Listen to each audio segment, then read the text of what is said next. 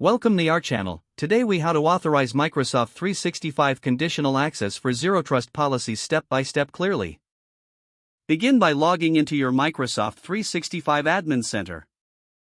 Navigate to the Azure Active Directory section. Once there, select Security from the left-hand menu.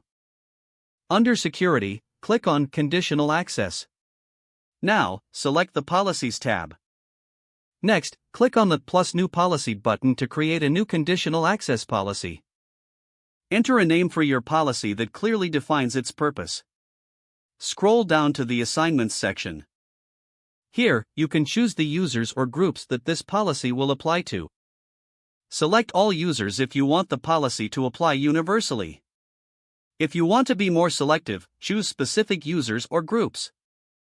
Next, move to the Cloud Apps or Actions section. Select all cloud apps to apply the policy broadly. Alternatively, choose specific applications as needed. Now, navigate to the Conditions section. You can set conditions based on device platforms, locations, or client apps.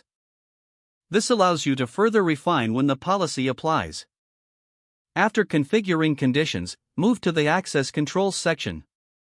Under Grant, select You can require multi-factor authentication or allow access only from compliant devices.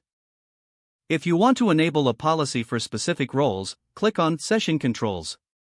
Decide if you want to use approved client apps or other session-based controls. Once you've configured all necessary settings, review your policy setup. Carefully check through each option to ensure it aligns with your Zero Trust strategy.